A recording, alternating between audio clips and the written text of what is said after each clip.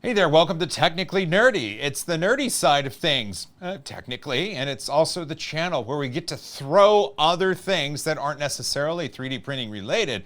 And in this episode, what I want to cover is a deeper dive into the Broken Anvil Miniatures trip where Hanna finished these. Hanna and her team, of course, are responsible for making these PUBG Mobile armor sets looking as extraordinary as they do. And I cannot thank Hanna and her team enough over at Broken Anvil Miniatures. And when we were there, we recorded 30 some odd minutes, 40 minutes of footage, and a lot of it was cut out for time in the episode about this. And so now what we're gonna do is show you the full conversation that Hanna and I had, because it's extremely valuable for when you're dealing with resin 3D prints or when you want to finish a 3D print. And then stick around at the end, because I'm going to tell you more about the $5,000 cash contest we have going on and how you can get 2 extra entries. I'll see you on the flip side.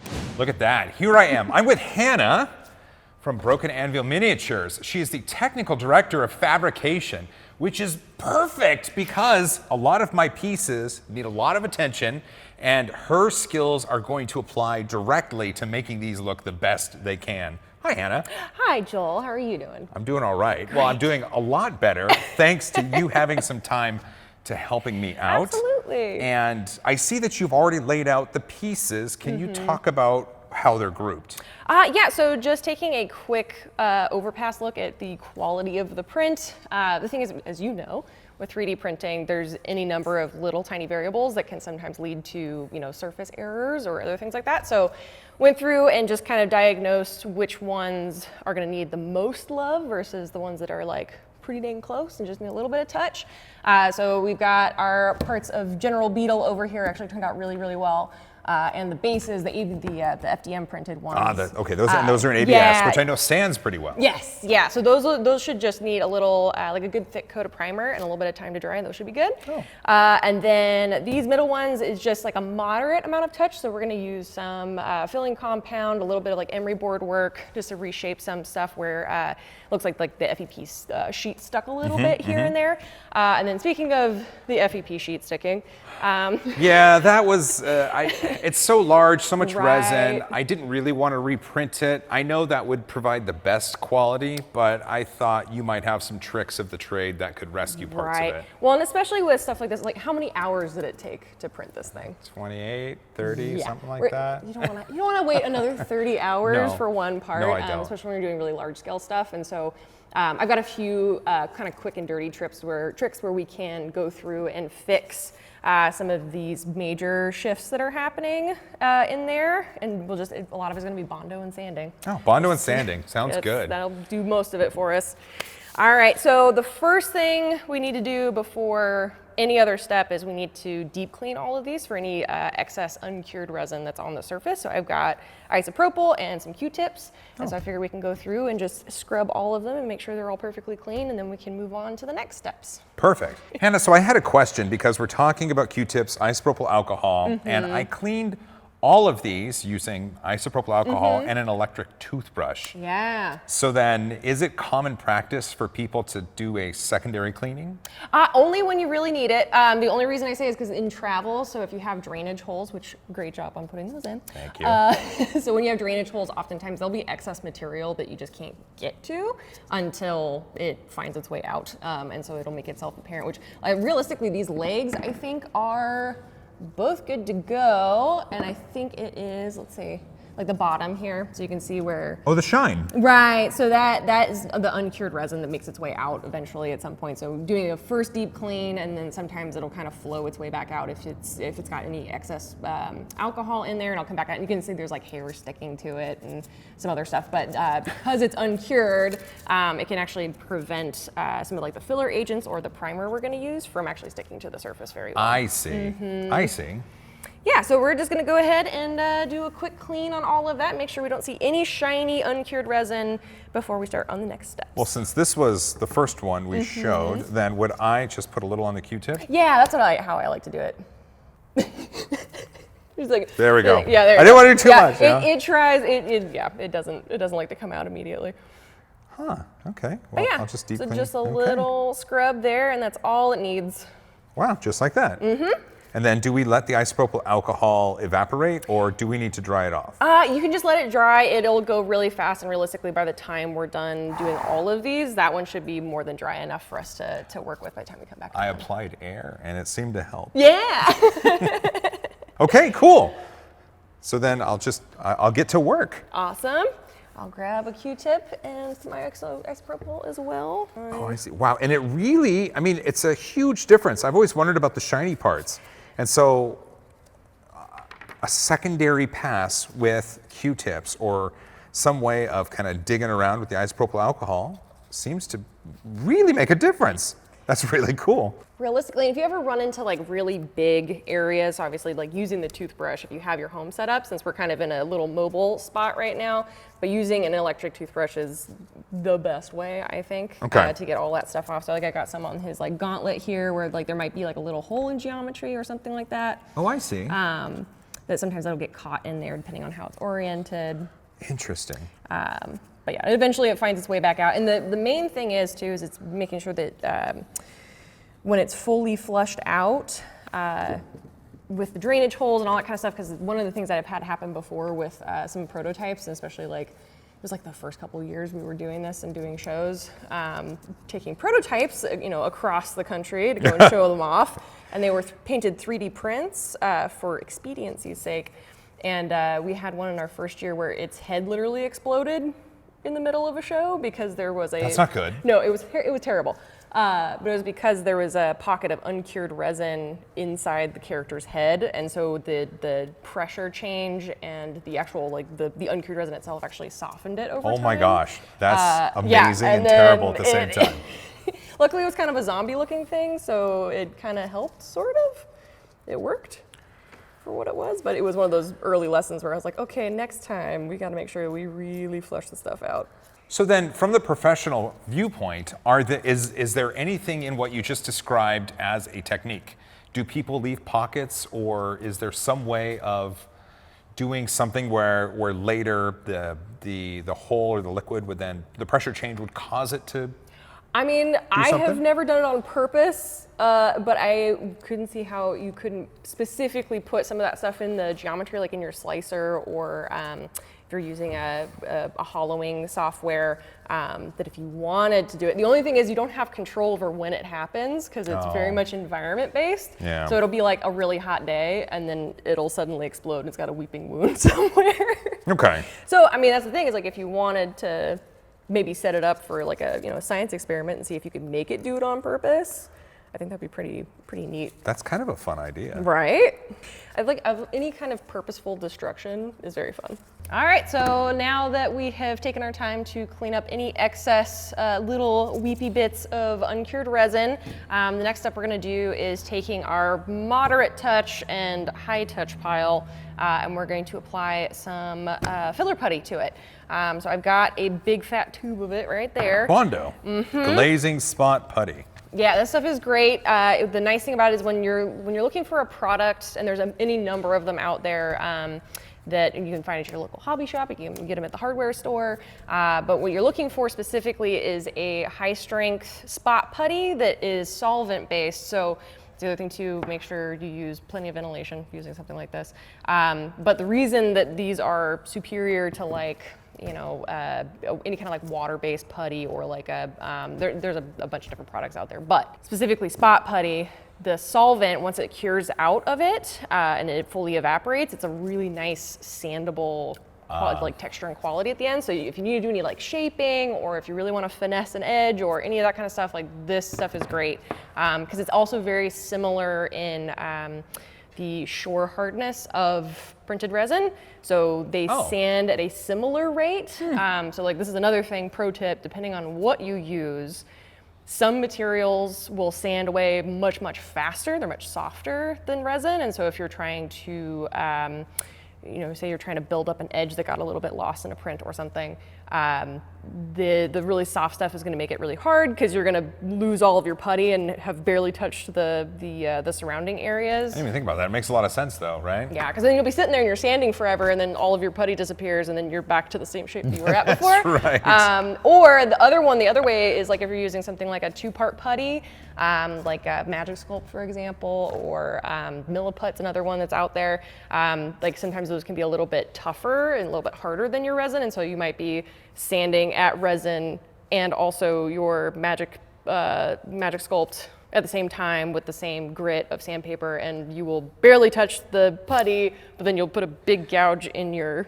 resin over time. So, well, this is all information you've learned from experience. Yeah. Because I'm sure everything you've just mentioned, that's a problem. You've run into it one time or another. Oh yeah, over 6 years of building prototypes professionally, there's a lot of problems that I made for myself unnecessarily that I figured out later.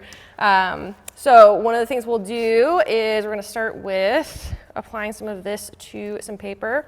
This is wax paper, it looks like. Yeah, so I like using butcher paper. It's got the plastic coating on the one side, so it makes it really, it's hydrophobic, so you can like put water on it and it doesn't get all wrinkly or like melt on you while you're trying to use it.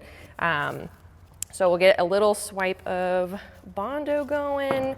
The other thing is when you're using this stuff, I like to use like a popsicle stick of different sizes. I got a couple different sizes here depending on what we run into. And then sometimes a little Q-tip as well. You can like scoop a little bit, dab it in there, and then like let that cure until you're ready to go back and sand. So going back over this guy, so I've got... I got one here. Yeah, so you might find like little tiny like nub areas where when you remove a support, it pulls a little bit of the material away with it. And so that's what I usually like to do is go through and I'll just scoop a little bit on there. And then, I mean, that's a tiny area, and that's a tiny area. So how much do you actually put on? So I like to put a little bit extra on top, so that way I have more material. I don't have too little material because then I have to go back and reapply. So if I want to do this like one step and done before I come back with sandpaper, the idea of doing all like motions at once for efficiency's sake. Okay. So that's my preference is like I'd rather put a little bit and it's really just getting it in there. You just want to make sure that you've got plenty in there. You don't have to be super delicate. It's more, like I said, it's better to have more on there, more than you need, than it is to underdo it. It's crazy that I'm applying Bondo to a print with some print holes where I would be indifferent on. Yeah, we take everything to 11 around here, so it's kind of our shtick. Well, that's the difference between hobby level and professional level. And you know, it's the thing is, anybody who does this stuff at home, it's like none of this stuff is outside of anybody's skill level. Any hobbyist that wants to sit down and just spend some time figuring out what works for them, and it's really like everybody has different materials, and every maker has their own set of little secret hacks and other things that they've found for themselves that other people don't, because there's no real handbook to doing this specific type of work. It's all very creative and about problem solving in the moment. So have a look here. Yeah. So I had some holes and some spots from the supports, and I put on this, and I did extra, like you said, just to make sure. So once this Bondo cures, then it can be sanded down, and it should be flush with the resin surface, right? Right, perfect. That looks excellent. So we'll just do that to all of these parts, and then the Insect Queen body is gonna need a little extra loving on that one, but we'll get all these other parts done first. So then for these here, then the holes for drainage, do I fill those in? You don't have to. It might be better if you're planning on displaying this piece, actually leaving a little bit of room for air to be able to pass through or escape. So one of the things that happens with 3D prints is that depending on the resin formulation that you're using, different environmental factors can affect it. So it's kind of like wood, where if it gets like really humid, it might swell a little bit or contract in certain type. Like if it gets really cold, it might crack or get shrink. So having a little bit of air passes is actually really good for the longevity of it and keep it from accidentally exploding or something. That's really good advice, because I don't want these to explode. Right. We've had that happen before, and it's never fun. How about this? This is a piece of support that was really on there. Yeah. Do we clip that and then Bondo? Actually, that is a good catch. We'll switch a little gear here. So one of the things that I like to do, I've got two of my very favorite tools that I use for this portion of the process, which is just a good old X-Acto blade. Okay. Always using fresh blades. And then my other favorite is a little bit of it's a little bit of a splurge when it comes to different kinds of tools. But the God hand clippers that we use, these things are phenomenal for being able to get in there. So it's these for like Gundam hobby kits. I see. This is like the main use for them. So in that case, we just go along flush to the surface, and these things are so sharp. Whoop. It went home to its Also, world. wear glasses when you do this. That's right. So I've got just being able to clip away some of that excess material, so it goes down to as close to the surface as we can. But those did a fantastic job. Right? I can see why those might be a little Yeah, spendy. they're fantastic. They're really tough, so they can handle quite a bit of use. And then the other thing that I like to do is just run my pizza blade as flat and close to the surface as I can. So just so going any slow. of the leftover proud bits can Right. just be toned down a bit. Exactly. And then you can finesse it with sandpaper later. Precisely. You just want to make this is the thing. Sanding it takes a lot of patience and a lot of time. So it's like if there's any things you can do ahead of time to prevent you from having to sit here and sand this for an extra 20 minutes more than you would have to than if you were to just scrape it off. I advocate for that. So One thing though with sanding, I've noticed PLA much harder to sand than resin or Right. ABS. Like I've printed things before in resin where I've had to sand it, and I've almost been overjoyed with the level of effort I had to put in versus a PLA helmet, for example. Right. Yeah. Luckily this stuff it works well for sanding processes and taking materials like Bondo because it sticks really well to. They just have a good kind of complementary chemical structure to one another. They play nice. I'm just doing my best. I'm trying to follow your lead and utilize those tools you just talked Yeah. about to get a little support nubbin. That was. And then for me, the name of the game is always patience. It's always just go a little bit at a time as opposed to trying to like go in there and knock it all out at once. Well, when I do support remove, I mean, that looks phenomenal. Yeah, see? Jeez. You barely have to do anything after that. Right. So I took 10 to 15 seconds just to address that small problem, and it really saved time in the long run. Because sanding, it would be terrible. Yeah, I'm just especially, gonna say terrible. thinking about that support, that thick support, like that's directly on the outside of that leg, like trying to sand that off, it's just so much easier. Just clip it off, scrape it off, good to go. So this is one that requires some touch. We've got 2 support nubs there. So may I? Oh, absolutely. Okay. So if I learned anything from you, I believe it's to take this and just slow and steady is the name of the game. Also, wear glasses. Yes, wear glasses. Things will try and shoot into your eyes. It's like it knows somehow. And then I can take this and just slowly finesse the little bits. And if you accidentally chip a little bit out, that's where a little dab of Bondo, and then you're good to go. Look at that. Ta-da. Am I getting there? Oh yeah. Yeah, so the nice thing is that when you're working with raw prints, sometimes it's kind of hard because you get the subsurface scattering, right?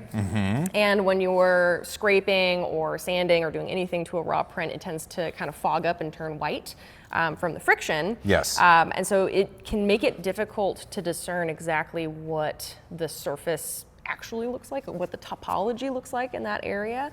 And so when we do this first pass, like adding your Bondo in, getting rid of any like really obvious like issues like the nubs, or like when we get to the torso for the insect queen, some of these FEP sheet failures where you've got these big splits. So being able to diagnose all those major issues, go in with your Bondo, do your major sanding, do your major clipping.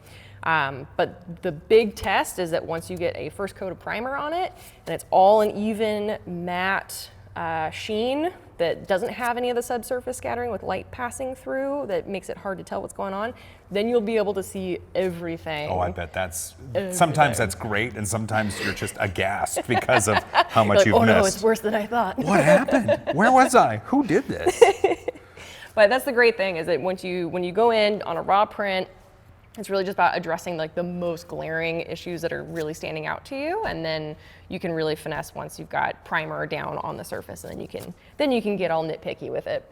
It is crazy how transparent, even just how a little bit of transparency can fool you into thinking about the topology of a model. Yeah, it is definitely something that will trick your eye, and one of the things that I with us and everything that we do here at Level 52 and at Broken Anvil, is it's most of the time it's like, unless you really know what you're doing, you don't really know what the full extent of what you're working with until you get a little bit of primer on it, and then you can, it's like I said, it's turning a spotlight on all of the potential areas that you can improve with a little bit of Bondo, a little bit of sanding. Just a little bit. Just a little bit. Just a little bit. So the supports that are in there, I can just take this and kind of start knocking on them a little bit? Yeah, because realistically, they're not really directly visible. It's, you want to just get the actual supports themselves out. And then that way, when you're looking down there, you won't really notice any of the nubs that are left over. So the other thing you'll want to do too, so like with a piece like this, where we've actually got these very lovely engineered keys to be able to register the pieces together on the model. So oftentimes we do the same thing as like when we set up prints, is oftentimes, because this is not going to be visible to anybody when it's assembled, we just put all the supports on there, because then you don't really have to worry about it. But the one thing that can happen is that sometimes it'll distort the key, and so it'll make it so it doesn't quite fit together super, super well. So this is where you can just get really aggro and use like an emery board, and then just go ham to town, on it. huh? Yep, and then just anything that's sticking up mainly that you can't clip off if it doesn't stick out enough to where clipping makes sense. Just being able to dig in there with an emery board and just go ham at it. Well, really, and at this point, you're not trying to make something look better. You're trying to make it mechanically fit. Exactly. It just, the main issue that we're trying to address is just make sure that the pieces fit closely, and you don't have like a big gap between, like, where her arm is sticking into her torso there. They don't have a big streak of daylight in between. I see. Oh, so then you can use that to judge right there. So that's where you get those little cuts, and then if you really want to get it to fit tight, it's just a matter of either reducing the size of the male key, or if you have any distortions in the female key, to be able to make sure there's no like obstruction. So if there's any nubs like in the inside of the female end, knocking those out will help, or otherwise just generally shaving all the sides down of a male key will fit it nicely. Oh yeah, that key's still, see, a little bit more. We gotta go. It's just reducing the size of that key overall. Okay. And that eventually that will fit in there like a glove. So now with surface sanding, because fitting the male key and reducing the male part of the key to fit is part of sanding, we do that now. Yeah, so I like to just knock that out early. And then one of the things that we do is, because we tend to do multiple stages of primer, so that's when we're getting like really deep into post-processing. And so one of the things that we'll do is we'll do all of this heavy sanding work at the beginning, and then we'll end up using either like masking tape or something else that we're actually, once those two sides meet, you don't want to add any material back on, so we'll mask those off. And then that way that's preserved, and so even if we do like 2-3 coats of primer, it's not going 2-3 coats of primer on here that then you have to go back again and then sand all of it off again. That makes a lot of sense. Super annoying. Super annoying. And we're not doing, this isn't heavy duty sanding by any means. I mean, this is just kind of touch up work, but I would imagine you are, in your line of work, there are times when you're wearing a full respirator. Oh yeah. So generally speaking, we're in a really large room with enough airflow going around that I'm not too worried about it right now, but generally speaking, especially when we do this for hours and hours and hours, that's where wearing a dust mask is really the most part that you need when you're working with Bondo. If you're working in like a tight space with something like a solvent-based putty, then wearing a respirator, having a window cracked open and a fan going, then you'll be all right. But but yes, everything that you use, hobby grade, whatever, you might be able to buy it at the art store for next to it. Doesn't mean you shouldn't take safety precautions, because it seems unassuming. Especially if you hobby a lot, exposure matters. It's the dose, So if we were going to be here all day doing this, we would be dressed a little differently. Oh yes. But for a little demo, we're all right. One of the little tricks that I do too is when I'm working with these angled keys, so well-engineered parts, like when you're building your own models, for example, that you want to print, having your male keys actually graduated in helps with fitting it into the keys much easier. So it's just like some good practice in general. So, good. But with that, it also helps because then what I like to do is like with the emery board, I'll push that like with the tip of my thumb and my fingernail and actually push towards that bottom, because that's the bottom flange part of the nail key when it's too big. It's that bottom section that touches the flat part of the in this case the arm. Yeah, that makes sense. Yeah, but then really trying to really get in there. The grit down at the bottom. Make it so that way we're not having to address the whole key at once. We're just mainly addressing the issue with the fitting, which is that bottom section of the key. That makes sense. So I have an idea. What's that? Why don't you let me and my team take some of our tips and tricks that we know. We'll take it off your hands and we'll give you a call in a couple of days, and then you can pick them up when they're totally complete. Really? Okay. Because I mean, I've been working hard on this. You have. And I think I've gotten somewhere, but you and your team could actually take all of this, even the ABS prints, and get this to a really cool place. Yeah, I think so. I think with where you got a great start, it won't take us too long, but I've got multiple sets of hands I can put on this simultaneously. Multiple hands and Multiple some professional hands, materials. some professional materials. Wow. Well, I'm not gonna say no to that offer. I'll tell you what. No, it'll look really awesome. It'll be a really fun project for us to take on, and I am excited to see the end result. Okay. Well, I'm gonna offer you a gloved 5, and I'll see you in a few days. See you in a few days. Wasn't that exciting? Wasn't that thrilling? Hanna is talented beyond compare, and Broken Anvil Miniatures creates some of the most incredible miniature models ever. They have a Patreon where you can subscribe and monthly get brand new minis to 3D print at home and finish if you have a way with paints, unlike myself. So here's what I want to offer for extra entries for the contest for $5,000 cash. You can obviously go look at the video that we put out on the 3D Printing Nerd channel, and at the end of that, it tells you to go look in the description, and you can find ways to enter. And in fact, there's 2 ways. One is just watching the video, thanks for that. And the other one is actually going to the PUBG Mobile website and giving them a look. PUBG Mobile was the sponsor, and so I thank you for visiting their webpage. But in this video, I really want to talk about the 2 extra entries that I'm going to give you. One, I would like you to head over to the Coretech Patreon, because Chelsea and Garrett are doing amazing things on their Patreon account, and for very little money each month, you're not only supporting incredible artists, but you're getting incredible models in return every month. It's amazing. So that's one way to do that. You visit the Patreon of Coretech through the contest website, which is in the description. The other way to get another entry is to visit the Broken Anvil Miniatures Patreon.